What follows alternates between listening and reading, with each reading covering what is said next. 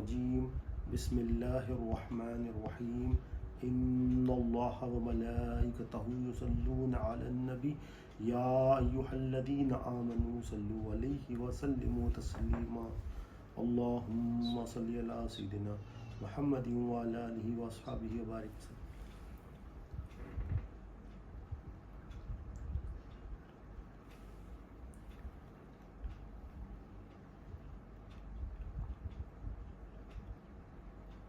اللہم صلی علی سیدنا محمد وعلی آلہ واصحابہ وبارک وسلم۔ اللہم صلی علی سیدنا محمد وعلی آلہ واصحابہ وبارک وسلم۔ اللہ تعالیٰ کا بے انتہا فضل و کرم ہے کہ اس نے ہمیں نبی کریم صلی اللہ علیہ وسلم کی امت میں پیدا فرمایا اور پیدا ہونے کا فخر عنایت فرمایا۔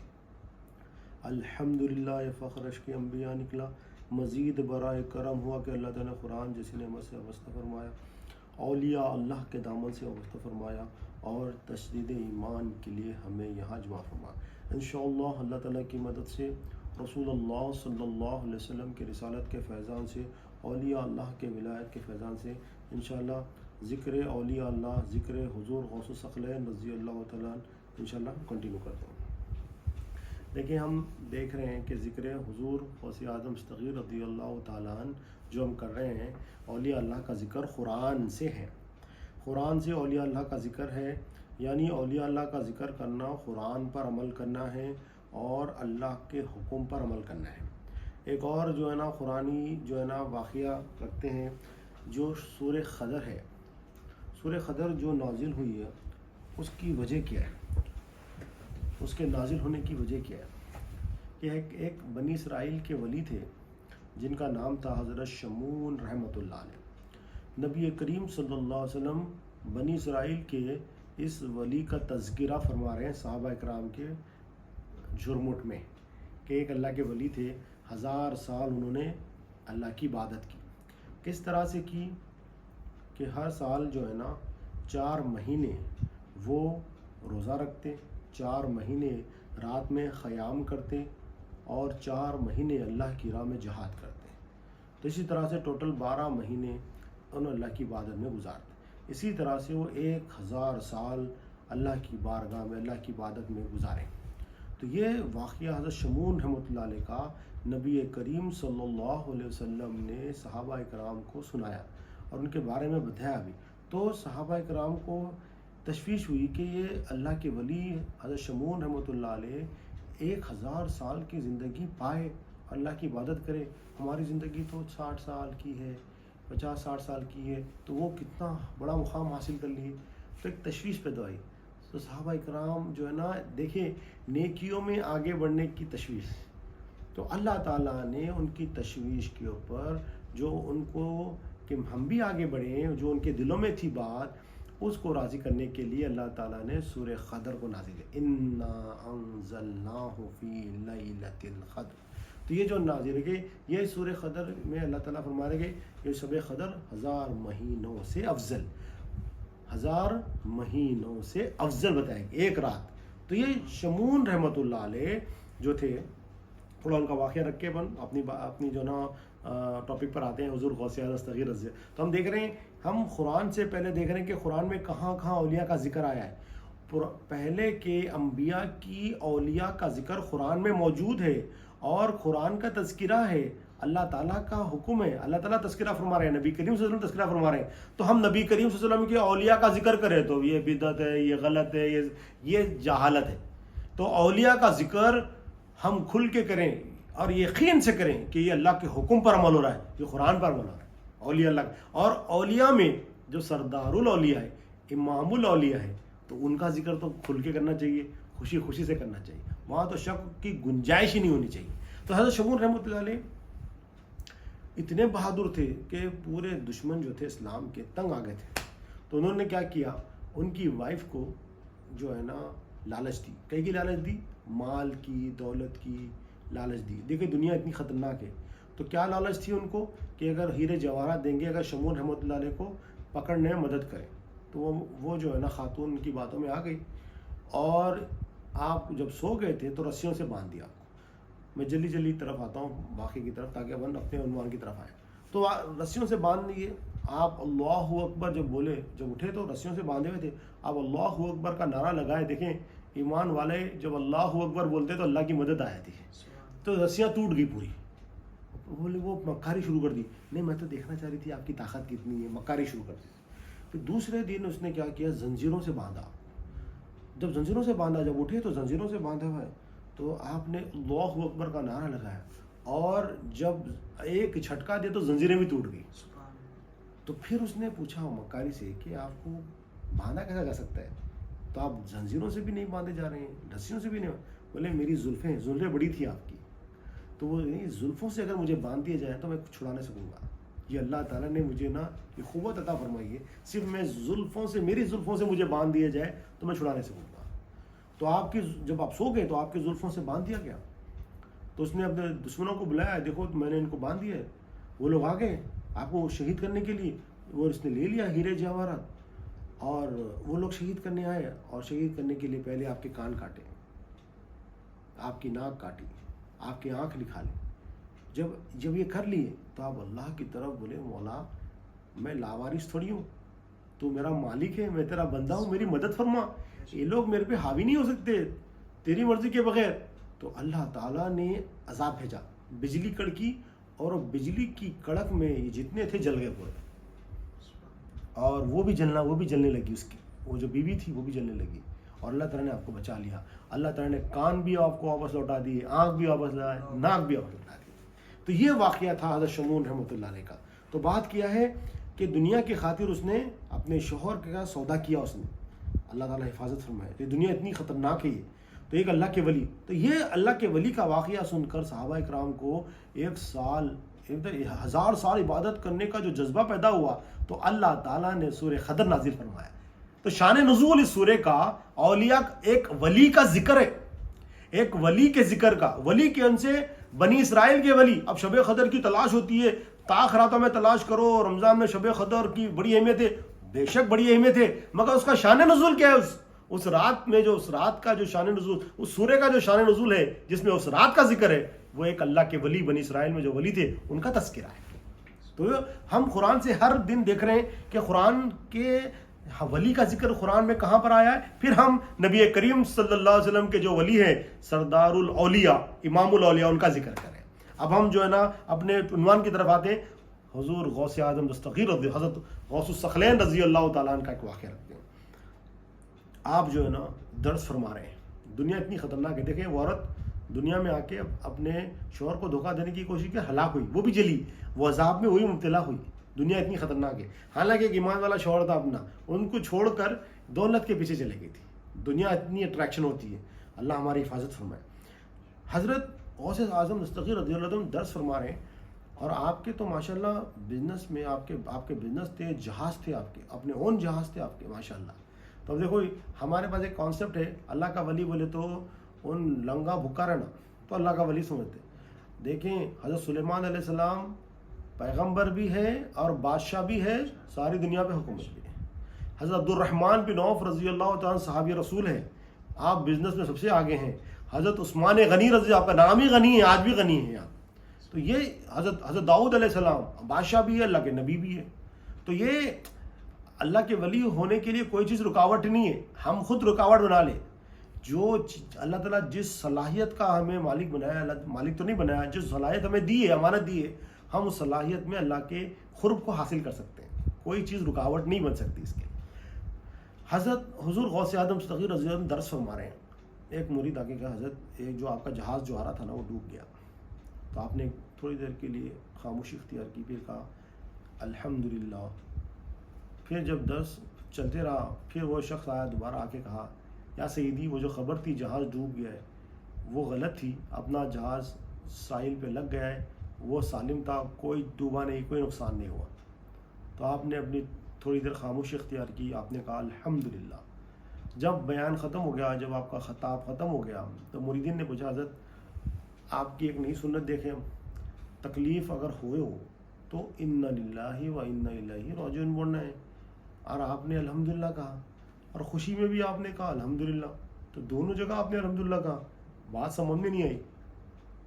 تو حضور غوث اعظم دستگیر رضی اللہ عنہ فرماتے ہیں دیکھو جب مجھے نقصان کی خبر ملی تو میں نے اپنے دل کا جائزہ لیا. میرا دل اللہ سے غافل تو نہیں ہوا, پریشان تو نہیں ہو گیا. اب ہم دیکھیں چھوٹی چھوٹی باتوں میں ہم اللہ سے دور ہو جاتے, چھوٹی چھوٹی باتوں پہ. کھانا نہیں ملا تو اللہ سے دور ہو جاتے, نیند پوری نہیں ہوئی تو اللہ سے دور ہو جاتے, کپڑے استری نہیں ہوئے تو اللہ سے دور ہو جاتے. اپنے چندی حرکتیں کیسے چھوٹی چھوٹی باتوں میں, چھوٹی چھوٹی چیزوں میں اپن کیا کرتے ہیں, اللہ سے دور ہو جاتے, گھر والوں کو بھی دور کر دیتے, اپن بھی دور ہو جاتے چھوٹی چھوٹی باتوں میں. بڑے بڑے تو اپن تو ہوا بھی نہیں لگی اپنے کو بڑی چیزوں کی, چھوٹے چھوٹے میں حال ہے ہمارا. کیوں ایسا حال ہے؟ کیونکہ ہم اللہ تعالیٰ الہ ہے, اللہ میرا مالک ہے, اللہ میرا حاجت روا ہے, یہ اپنے اندر تصدیق نہیں ہوئی. دیکھو ایک جو گائے ہے نا, ایک گائے جو ہے نا, جب کسی کو مالک مان لیتی ہے تو مزے ایسے رہتی ہیں, اس کو کھانے کی فکر نہیں رہتی, پینے کی فکر نہیں رہتی, اس کو جو ہے نا بارش کی فکر نہیں رہتی, اس کو ہگنے کی فکر بھی نہیں رہتی. اس کو گائے کو جو بھینس ہوتی ہے, اور بھینس ٹھہری ہوئی رہتی ہے, اس کو گوبر آیا تو گوبر کر دیتی, ٹوائلٹ آیا تو ٹوائلٹ کر دیتی, ٹھہرے کر دیتے ہیں. کھانا ہے تو مر کے بھاگ کے لا کے کھانا ڈالتا ہوں.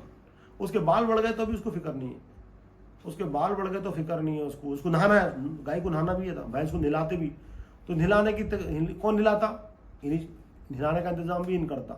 تو کیا ہے, مالک جو ہوتا ہے, مالک کو اپنے ملک کی فکر ہوتی ہے. تو جو مالک ہے اس کا جو گائے کے جو گائے جس استبل میں ہے, وہ مالک کیا کرتا, ٹائم پہ کھانا بھی دیتا, اس کو پانی بھی دیتا, اس کو نہلاتا بھی, اس کو بال بھی کاٹتا اس کے. پھر جو ہے نا وہ گوبر کر لی تو گوبر بھی اٹھاتا اس کا, کیونکہ اگر گوبر نہیں اٹھائے, وہ پیشاب کر لی تو پانی بھی مارتا, وہاں پر پانی مار کے صفائی کرتا, کیونکہ بیماری آ گئی تو مر جاتی بول کے. تو ایک مالک انسان ایک گائے کے لیے, اور مالک کیسا ہے, اللہ تعالیٰ نشانی دے رہی ہے سمجھانے کے لیے. تو گائے جو ہے نا ٹھہری بھی رہتی, دودھ ٹائم پہ دیتی, بات ختم, باقی کا پورا کام ان کرتا. اگر ہم جو ہے نا اللہ کے حوالے ہو جائے, ایک انسان جب گائے کو اپنی ملک سمجھا, ایک انسان حالانکہ مالک نہیں ہے, ان سمجھا یہ میری ملک ہے بول کے سمجھا, تو اتنی فکر کر رہا. اللہ تو مالک ہے, اللہ تو حقیقی مالک ہے. تو اللہ تعالیٰ کیسا, اللہ تعالیٰ اپنی شان سے ہماری پرورش کرے گا انشاءاللہ. تو ہم اللہ کے حوالے ہو جائیں, بولے مولا تو میرا مالک ہے. تو آپ کہتے ہیں میں نے اپنے دل کی طرف توجہ دی, کوئی تکلیف میں تو نہیں آیا, بولے نہیں ہے, اللہ کی طرف رجوع ہے, اللہ کی طرف رجوع ہے. میرا الحمدللہ تیرا شکر ہے مالک, نقصان ہوا تو نقصان کی طرف دل نہیں گیا, تیری بارگاہ میں ہی ہے, اور تیری طرف ہی رجوع ہے, تیری طرف ہی جھکے ہوا ہے, اسی لیے میں نے الحمدللہ کہا. میں نقصان کی طرف نہیں دیکھ رہا, میں اپنے دل کی طرف دیکھ رہا ہوں. اب اسی طرح جب خوشی آئی تو میں اب خوشی کی طرف نہیں دیکھ رہا, میں اپنے دل کی. خوشی میں کیا ہوتا ہے, لوگ شادی ہوتی, صبح میں فجر کی نماز غائب, شادی ہوئی تو شادی اتنی اچھی بات ہے نا بھائی, سنت ہے نبی کریم صلی اللہ علیہ وسلم کی, شادی فرض بھی ہو جاتی ہے, سنت بھی رہتی ہے, واجب بھی ہوتی ہے ڈیفرنٹ جگہوں پہ. مگر اتنا بڑا اچھا نیک کام ہوا, فجر کی نماز غائب, دولہا بھی غائب, دلہن بھی غائب, اور جو ہے نا باراتی بھی غائب, گھر والے سارے غائب, پورے فجر کی نماز چھوڑ دی. گھر میں کوئی خوشی آ گئی, گھر میں کوئی چیز آ گئی تو ناچ گانا شروع, کوئی خوشی اپنے کو ملی تو گناہ شروع. ہم ایسے ہیں, اللہ ہماری حفاظت فرمائے. خوشی آتے اللہ کی نافرمانی شروع کر دیتے ہیں, اللہ حفاظت فرمائے ہماری. تو حضور خواص میسج فرما رہے ہیں, اپنا دل اللہ کی طرف رجوع ہوگا تو خوشی غم میں بھی ہم دیکھتے رہنا, اس کا احتساب کرتے رہنا, کیا ہم اللہ سے دور ہو رہے ہیں یا نہیں ہو رہے ہیں. جب ہمارے شیخ حضرت عبد القادر جیلانی رضی اللہ تعالیٰ عنہ, ہم ان کا تذکرہ کر رہے ہیں, تو ہم اپنے دل کا محاسبہ کرنا دن رات میں, اللہ سے جڑے ہوا ہے نہیں ہے, اللہ سے جڑے ہوا ہے نہیں ہے, اللہ سے جڑے ہوا ہے الحمدللہ کہتے رہنا, اللہ کی تعریف کرتے رہنا, اللہ کا شکر ادا کرتے رہنا. پھر ایک واقعہ ایسا آپ کا ہے کہ آپ عبادت میں بیٹھے ہوئے, ایک نورانی تشت آیا, وہ نور کی طرح لگا, اس میں سے آواز ہے, اے عبد القادر میں تمہارا رب ہوں, ہم تم سے خوش ہو گئے, اب تمہیں نماز پڑھنے کی کوئی ضرورت نہیں. کیا بول رہا ہے, نور کی شکل میں آیا, نور کا حالہ بنا کے ایسا آگے بولتا ہے, اے عبد القادر میں تمہارا رب ہوں, ہم تم سے خوش ہیں, اب تمہارے کو نماز پڑھنے کی, عبادت کرنے کی ضرورت نہیں. تو آپ نے کیا کہا, لا حول ولا قوت الا باللہ العلی العظیم, ہم کوئی تعریف کرتے تو ہم بڑے خوش، او بھیا بہت اچھا بیان کرے، ہاں بہت اچھی تقریر کرتے، وہ تو فضل مست ہو جاتے۔ آپ نے کہا لا حول ولا قوت الا باللہ العلی، جیسے ہی آپ نے کہا وہ جو نور کا حالہ بنا گیا ٹوٹ گیا، بھاگنے لگا، ابلیس تھا وہ۔ آپ نے کہا میرے آقا نبی کریم صلی اللہ علیہ وسلم نماز پڑھتے رہے، میں کہاں، میں کس کھیت کی مولی کہ میں نماز چھوڑ دوں؟ مردود، تو مردود ہے، ابلیس ہے۔ آپ نے کہا لا حول ولا قوت الا، اب بھاگنے لگا۔ اب بھاگتے بھاگتے بھاگتے پیچھے مڑ کے کہتا ہے اے عبد القادر، تمہیں تمہارے علم نے بچا لیا ہے۔ کیا کہتے ہیں؟ تمہیں تمہارے علم نے بچا لیا ہے۔ تو آپ کہتے ہیں مردود، بھاگتے بھاگتے ہی میرے ایمان پہ اٹیک کر رہا ہے، مجھے میرے علم نے نہیں بچایا، مجھے میرے رب نے بچایا ہے۔ تو کہا آپ نے جاتے جاتے بھی برا کہ تمہارا کو جو علم ہے لا رہا، وہ علم کی وجہ سے تم بچ رہے ہیں۔ تو آپ نے کہا اس کی بھی نفی کی آپ نے، لا الہ الا اللہ۔ دیکھیں لا الہ الا اللہ آپ نے کیسا پڑھے کہ کوئی حاجت روا نہیں، اللہ ہی حاجت روا ہے۔ تو یہ ہمارے شیخ حضرت عبد القادر جیلانی رضی اللہ تعالیٰ عنہ کی تعلیمات ہیں۔ آپ فرماتے ہیں ایک شخص جو ہے نا لکڑی کی جو ہے نا گڑیا ہوتی ہے نا، لکڑی کی جو گڑی ہوتی ہے جس کو کپڑے پہناتے ہیں، وہ جو اسٹیچو ہوتا ہے آج کے زمانے، پہلے کے زمانے لکڑی کا ہوتا تھا۔ تو ایک لکڑی کو جو ہے نا بنا کے اس کو کپڑے پہنائے تاکہ دکھاتے ہیں نا ڈسپلے میں کہ یہ اسٹیچو پہ ایسے کپڑے لگ رہے ہیں۔ تو وہ ایک لڑکی کی جو ہے نا لکڑی کی لڑکی بنا کر کپڑے پہنا کے ایک دکان والے نے رکھا۔ اب وہ ایسا لگ رہا تھا کہ وہ صحیح بھی ایک عورت ٹھہری ہوئی اس طرح سے لگ رہا ہے۔ تو ایک شخص اس کو دیکھ رہا ہے، یہ حضرت غوث اعظم صغیر رضی اللہ تعالیٰ عنہ الفتح الربانی میں مثال دے رہے ہیں۔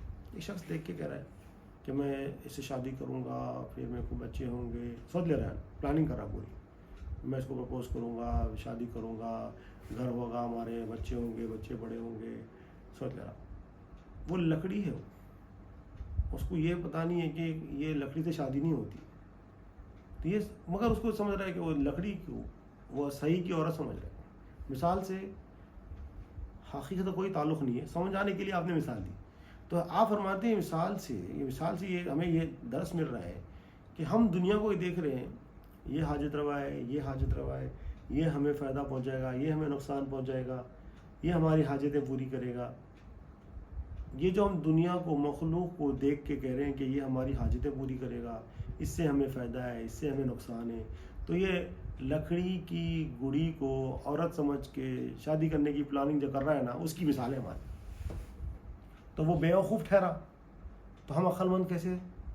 تو وہ تو چلو وہ تو ایک دنیاوی معاملہ ہے، شادی کر رہا ہے، وہ کر رہا ہے، حقیقت میں دیکھا تو شادی تو دین ہی ہے، مگر یہ تو وہ تو عمل ہے، دین میں عمل ہے، مگر یہ تو ایمان کی بات ہے۔ ایمان کے بعد وہ تو عمل میں بیوقوف بن گیا، ہم تو ایمان میں بیوقوف بنے ہوئے، اللہ ہماری حفاظت فرمائے۔ تو کوئی چیز، کوئی مخلوق ہمارا حاجت روا نہیں ہے، اللہ ہمارا حاجت روا ہے۔ تو ہم نے یہ دیکھنا ہے، ہمارے شیخ سید عبد القادر جیلانی رضی اللہ تعالیٰ عنہ کا ذکر کر رہے ہیں، تو ہم نے اپنی زندگی کی اصلاح کرنا ہے، اپنے ایمان کا احتساب کرنا ہے، اپنے قلب پر نظر رکھنا ہے۔ اور دنیا جو ہے نا، دنیا آپ نے دیکھ لیا، ایک ولی کی بیوی کو دنیا نے بہکا دیا۔ تو یہ جو جتنے درم دینار، یہ جو ہے مال دولت جائیداد سونا چاندی، یہ بندے کے ایمان کو خرید لیتے ہیں۔